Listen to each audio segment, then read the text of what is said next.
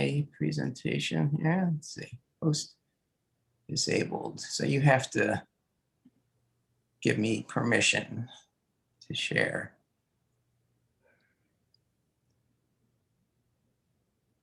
Thought I did, but I might have done it right after. See. Okay, now we're good. Yep. Okay. Let's see if I can find my. Here we go. Okay. Can everybody see that? Yes. Hopefully, yeah. Okay. So I'm actually a member of Thornton Creek Alliance, which is a watershed group in the northeastern part of Seattle. And the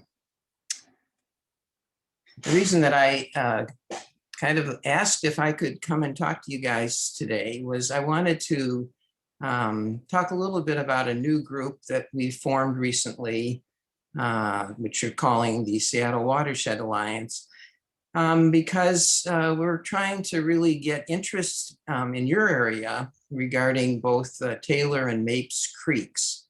And I'm going to talk about some of the projects going on there as part of the second part of this, which is SPU's project for Taylor Creek, and why this is a great time for the community to get more involved in what's going on there. So those are the two things that I wanted to talk about today. So just with regard to a little bit of history, in 2018, Seattle Public Utilities had a meeting where they invited some of the watershed groups in the Seattle area down to downtown to talk about the programs that Seattle Public Utilities was doing for the creeks and watersheds in the Seattle area. And also it gave the watershed groups a chance to get together and kind of meet each other and talk a little bit about what they're doing. This was a one-time event. It wasn't something that wasn't going to be ongoing. So as a result of that meeting, some of us from Thornton Creek Alliance thought it might be opportune to really bring these groups together more frequently to learn what's going on and figure out how we can have a mutual benefit by kind of going together. Certainly issues that might affect more than just one watershed area, and also to support each other and learn from each other's skills that we've developed over the years. So in the early part of last year, we called the first meeting of the group, again, from the groups that were at that meeting, to see if there was an interest in trying to formalize this, and there was. So we've gone through and established our name, which is again the Seattle Watershed Alliance. We developed a mission statement. We became a not-for-profit, and we secured a website. And as we started this group, we didn't want to devote a ton of time. People are busy with lots of things going on, but we felt that probably if we could get together at least on a quarterly basis, that would be a reasonable timeline for that. But also we could have special meetings, obviously, in between to address particular concerns. As we started the group, though, we actually met about every 6 weeks to kind of set things up and get this effort going. So this is what we developed as our mission statement. So quite wordy, but it does talk about what our effort is about. And so I'm going to just read it. The mission of the community-based Seattle Watershed Alliance is to collectively work for the health of all of Seattle's watersheds. By pooling our knowledge, experience, and resources as representatives of individual watershed interests, we use our combined voices to bring issues, needs, and recommendations to the attention of the city of Seattle and King County. In using sound science and action, we work with elected officials and staffs to prioritize and address these issues for the betterment of all of Seattle's drainages, and thereby elevate urban watershed stewardship to a new level of leadership and effectiveness. And for those that are perhaps not aware, Seattle Public Utilities is responsible actually for the management of the creeks in Seattle. But it is not necessarily their mandated priority, meaning that from a regulatory standpoint, they don't necessarily have to do things that would protect the health of the creek the way that we that really admire and want these resources to be protected. So it's important for us as the citizens to have a voice and to let them know what kinds of things we need to have a healthy creek and watershed environment. So as we form the group, we actually have a couple of layers initially. One is the membership layer, which really are grassroots community organizations that are focusing on protecting our watersheds in Seattle.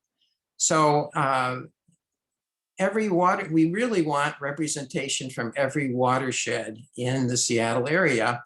And the way that we've set it up is sometimes there are well-organized groups that are involved, and sometimes there's just maybe a few citizens that have decided that they want to work for the watershed. In the case of Taylor and Mapes, you have had some groups that have been involved, but not really an official group that's involved with that.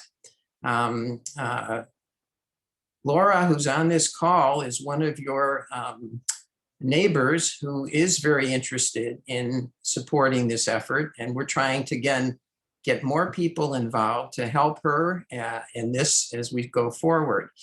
The key thing is that members have an equal voice in the Watershed Alliance. We do things by consensus. So if we want to address a particular policy or some related position or take some action, we all need to agree at the level and what we're going to do. So that's kind of the way that we've decided to operate.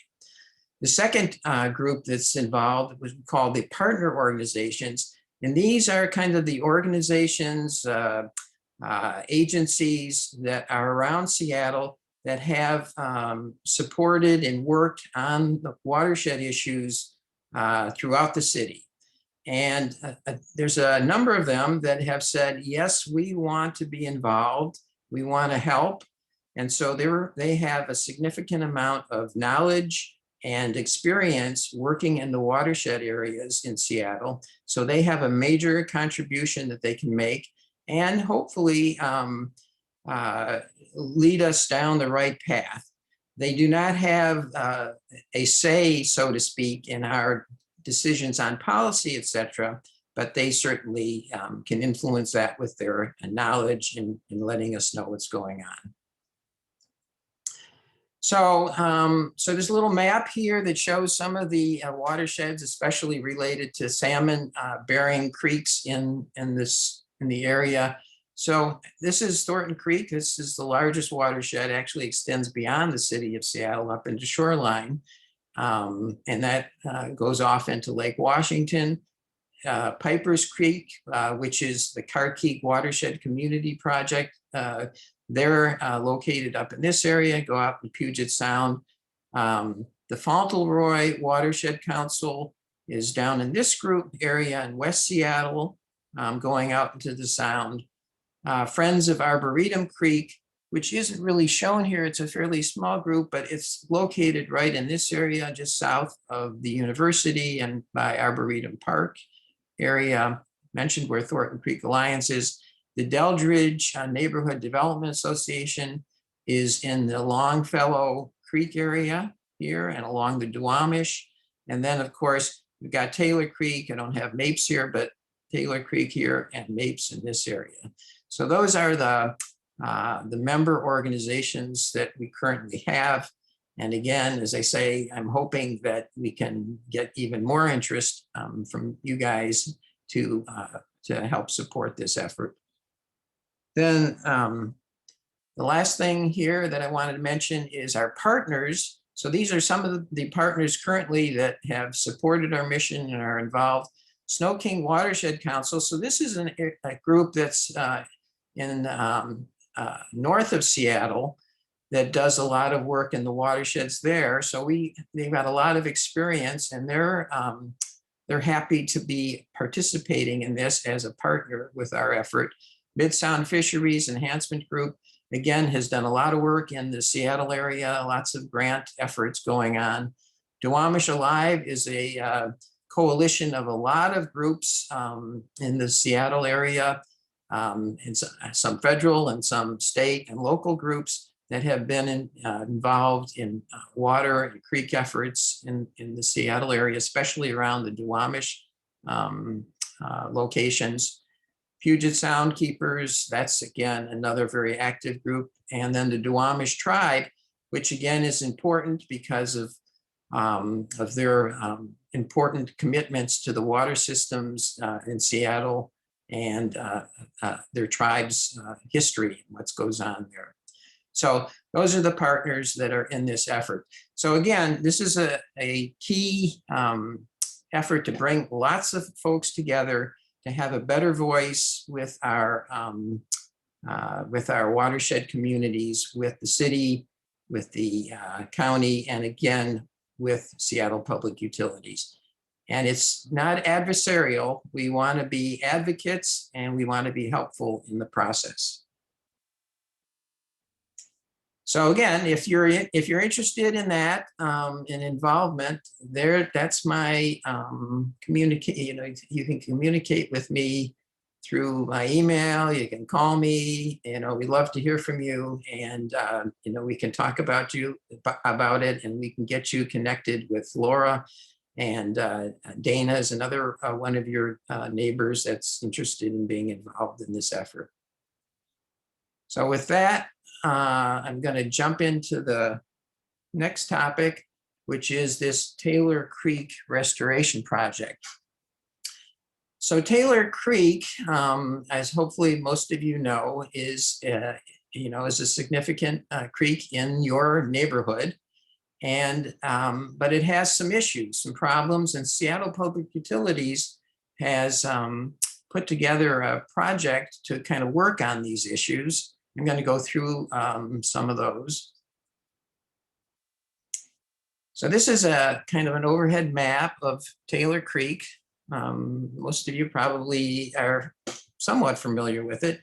You have the kind of the Horseshoe Canyon area, and the creek's has 2.7 mile channel length flowing out into Lake Washington.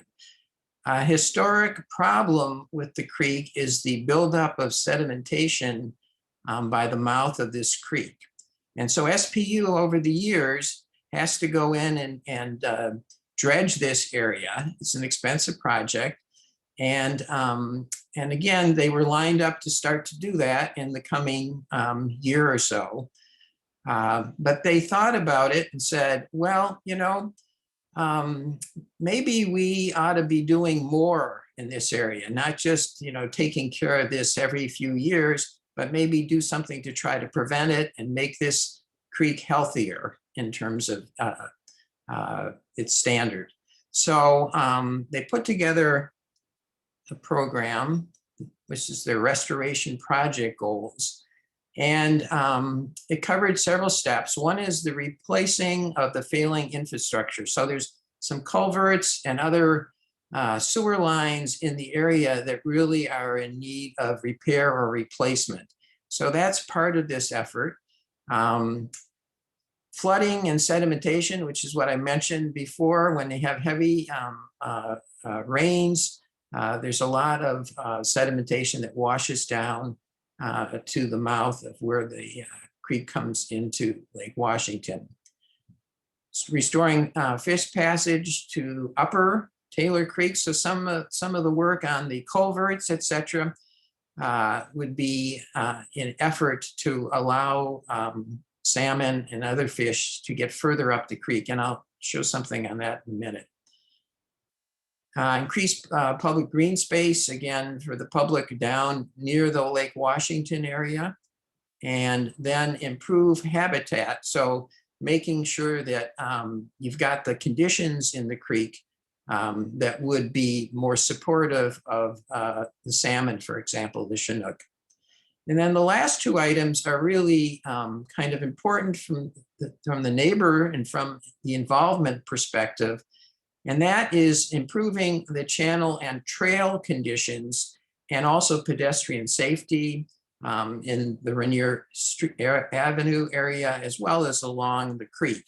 So this one is, the reason for this importance is that Seattle Public Utilities is really trying to engage the community to work with them and give them ideas and help support the projects in their neighborhoods. So I'm not sure if you're familiar with it, but they're really working towards a community-centered utility, which means more involvement with the community on projects as well as other efforts that the utility would undertake.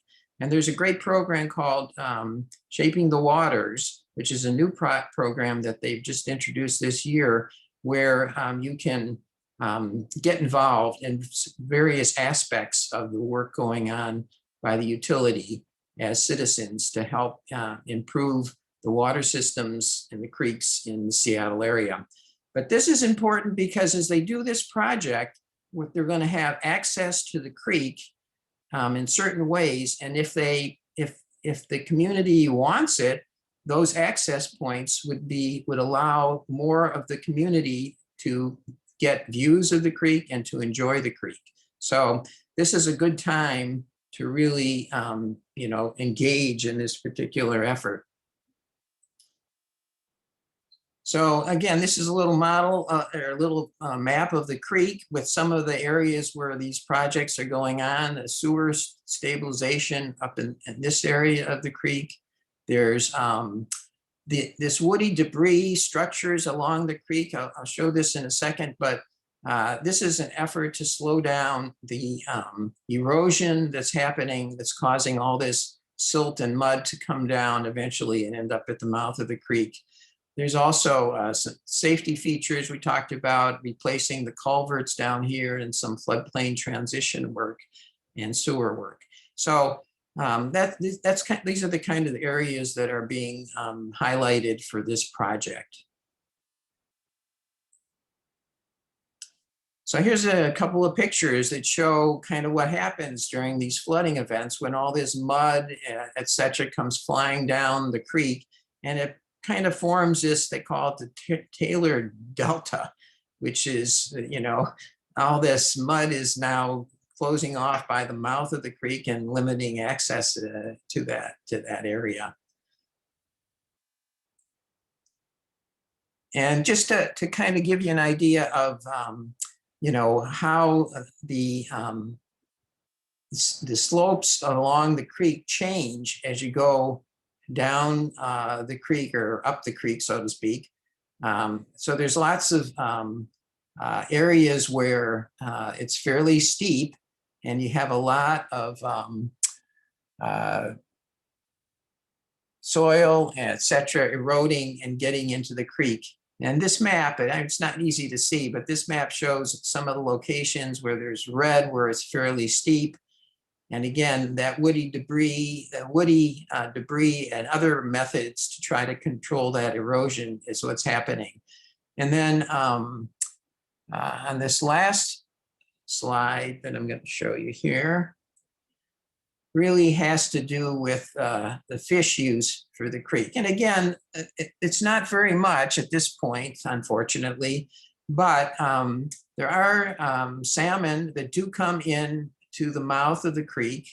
If you look down here, the yellow is coho, so they've spotted some coho.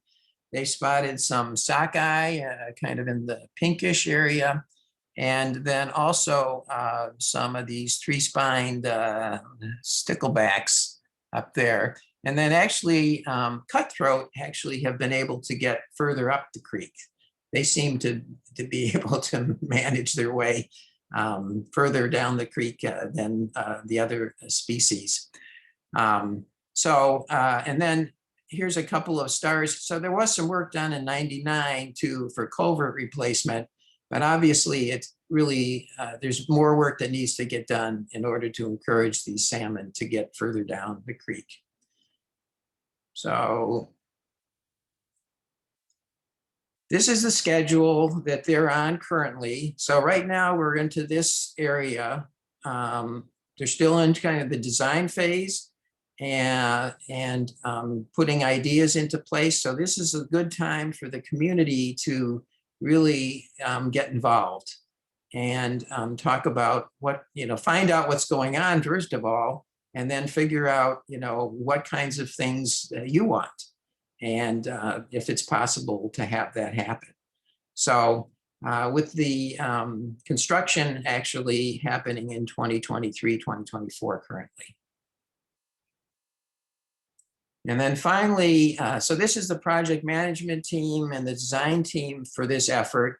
Project manager is Cody Nelson, and you can contact Cody at this address to let them know that you're maybe interested in either learning more about it or being involved, or how you can get involved as citizens in the area, as community members, that you really are interested in this project. And as I said, they want to hear from you. They want you involved. So I encourage you to take advantage of it. So with that, I am finished. I don't know if we want to do any questions now, or whether we go to Ellen to talk about her. I have a question. Sure. If you wouldn't mind going back to that slide where it's an overhead photograph of the delta. Keep going back. This, oh, okay, early one. This one? Photograph. Yeah. Keep going back. One more? Yeah. Okay, this is fine. So that picture on the right, is there any public land on either side of Taylor Creek there, or is that private? I can't tell you that because, again, I'm not as familiar with your area as you would be. So you'd have to tell me. I've gotten these from Seattle Public Utilities from Catherine Lynch, who put this together for another presentation. And when I mentioned that I was going to be talking with you, she encouraged me to put some of these slides in. Yeah, no, that's fine. Yeah. I seem to remember a presentation maybe a year ago or so talking about the city's plan to make a park, kind of an extension of the Taylor Creek Park all the way to the lake. I think they've bought up some of that land already. They Okay. have. Yeah. Right. Yeah, I was going to say, Gary, I think we've had people probably every year for 5 or 6 years. And I mean, it was a real fight in the beginning because all of us who lived up the hill wanted as much access to the lake as possible. And the people who lived down there wanted no access. Yeah. We kept voting and voting, and I thought we'd won and it was a done deal. So I'm a little concerned if they're saying they're still taking a lot of ideas. So maybe I know they did come in last time, and it was held up because of some sort of sewer lines from prehistoric times. But we are interested. We've been very active in this. They've had presentations at the club almost every year. So we certainly will step up, and I think we should have somebody from SPU again, tell them. Right. Yeah, I would definitely get to Cody, and it's just like anything else that there are some folks at SPU that are really reaching out to the community. But again, there's others that are involved with so many other things. They're just not, that isn't where their high priority is. That's why the community needs to really continue to push and to find out what's happening and to make sure that your thoughts and ideas get into the mix. It's just not one meeting where you listen to them and they exchange it. You just have to kind of work together, keep working, and hopefully get somebody that is on the project team. mean, that would be the ideal situation. So, yeah, so that's, if you have somebody that's willing to put the time in and effort, that's the best opportunity. Yeah.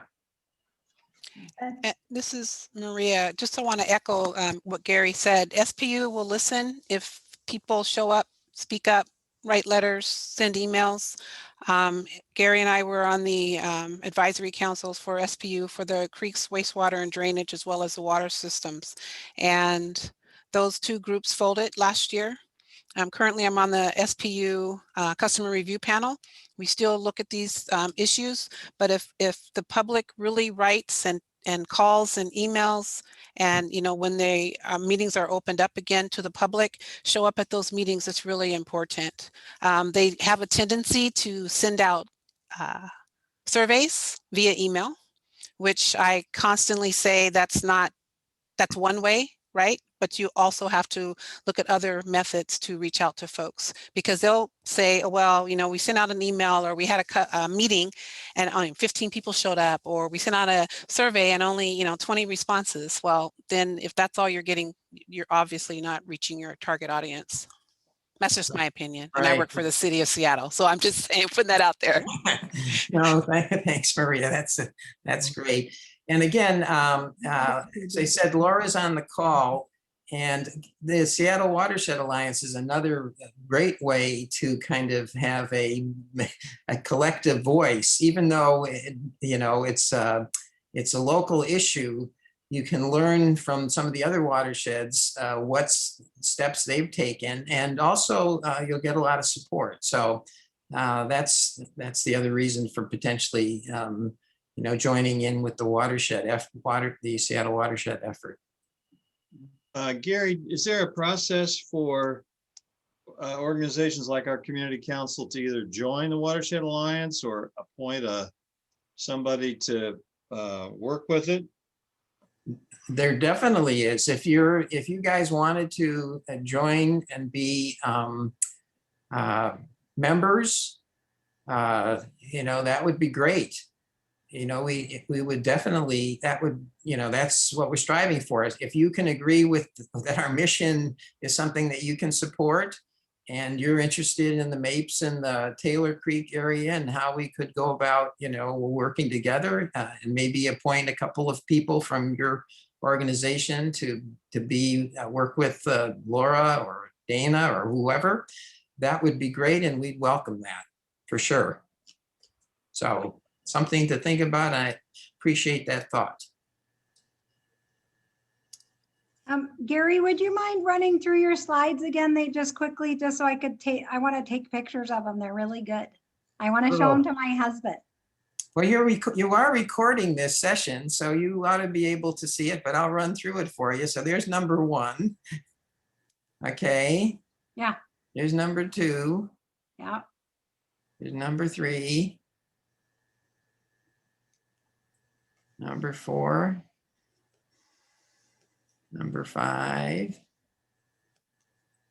Great. 6. 7.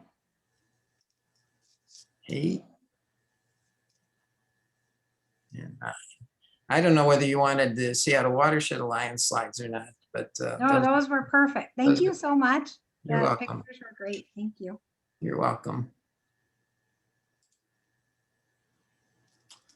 Okay. Sounds like no more questions. Thank you so much, Gary, for was sharing great. information about the Watershed Alliance and the project specifically. You're welcome. Yeah. So we know how to get in touch with you as a club if we're interested in becoming members or partners. Is there a way for individuals to become involved if they want to? Would they Right. There definitely is. Maybe Laura, you're still on, right? I don't know if your audio is working, maybe not. But, Yeah, audio's not working. She put something in the chat, Gary. okay. Can everyone see that she volunteers for the Dead Horse Canyon? Their small group would like to welcome a formally organized group for the Seattle Watershed Alliance. Right. And so Yeah, so that's, you can get to Laura, or you, you know, somebody, if you're interested, you can call me too, and I can connect you up. I can give you my phone number, 206-523-4384. And I'll be happy to talk with you about any of these things and how you can be involved. Okay. Great. Thank you. And Laura also says in the chat that there's room for everyone at the table. Okay, that's great. It's a big table. 6 feet apart for everybody. All right. Do you want to move on? Keeping time in mind, and then it's already a little past 8. And we do also want to hear from Ellen, who will be giving us some information about project on Mapes Creek. Okay, so just a very short introduction, given the time that we have and the fact that the project is just starting. So the Mapes Creek runs through Kubota Garden, and you know, there's ponds and all sorts of waterways, and probably everyone has noticed that when it rains hard, the ponds get kind of mucky looking, and it's a phenomenon that's been noticed for quite some time. The other thing that's been noticed for quite a while is that when it rains heavily, 55th Avenue water sheets down the street and overflows that drainage ditch that runs along 55th Avenue. And then some of that water does flow into Kubota Garden across the parking lot. Yeah, and so that also contributes to more just water flow throughout the issue. So the foundation, I'm a volunteer with Kubota Garden Foundation and also on the board. And so the foundation has been, you know, noticing that the issue came up also as we were doing our master plan update, which was done back in 2019. And so we looked around for some funding, and we're lucky to apply to the King County Waterworks program area and received a grant from them with a huge support from Larry Gossett, our former council member. And so we've just got that grant going now. And we've contracted with a firm to do some study and analysis. So the basic purpose of the grant is to do some study and analysis and figure out what's going on. What are the flows? Where are they coming from? How much, you know, deposits being left, you know, here and there, and so forth. And then once that information is gathered, then to develop some potential solutions to those problems. We are combining this project with another project that was identified in the master plan, and that's improving and enhancing the parking lot. Basically to make it larger and to make it safer for people that are parking there, for both pedestrians as well as people parking their cars. But because the parking lot really depends a lot on what's done with this water flow, that project is being done in coordination with this study so that we don't build a parking lot and then, you know, have some kind of solution that requires taking up the parking lot again. So the project is just underway. The staff that have been contracted with have set out different things to collect samples, including, you know, those fabric things that go in under the drainage areas and so forth. So they've got various monitoring things set out around the garden, and they're gathering that information right now. That's as far as the project has gotten so far. So I just wanted to give a quick intro, just to let folks know that it's happening. The project will be, you know, posting notices to the immediate neighbors of the garden or immediate neighbors who are up on 55th, and then more generally to the broader Rainier Beach community at some point in the future. And I think, you know, I guess what I would recommend back to the Kubota Garden Foundation is that once data has been gathered, some solutions have been identified, you know, at some point there that we asked to come back to the community club and share additional information at that point. How long do you think this study and analysis will take?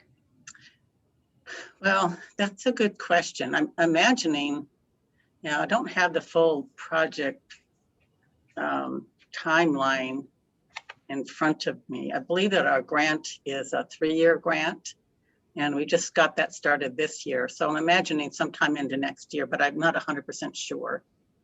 Okay. Yeah. Ellen, I've got a question. Do you know, Ellen, does Mapes Creek and Taylor Creek, the original springs, are they in the same area? No, Mapes Creek, there are several, I guess they're called reaches. I'm not an expert in this area, but there are several reaches that are actually in Kubota Garden and run through it. And then it goes, under Renton Avenue, through Sturtevant Ravine, under Safeway parking lot, and eventually it is daylighted at Beersheba Park, and then it reaches Lake Washington. But as far as But I what know, about the two are not connected. But what about the other end of it? I know Taylor Creek goes up on Renton Avenue by that church.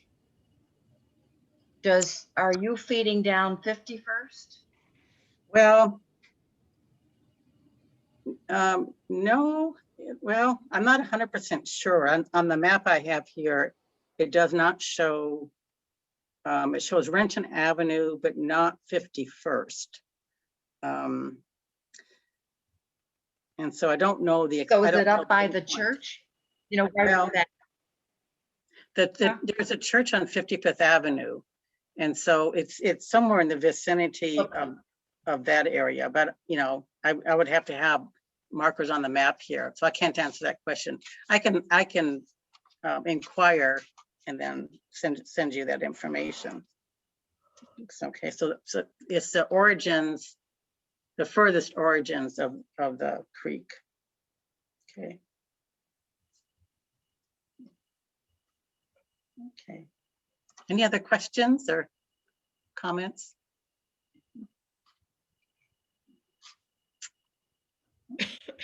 Okay. All right. Great. Thank you. I've got 2 questions to follow up then. Thanks, Helen. All right. So I'm going to stop recording.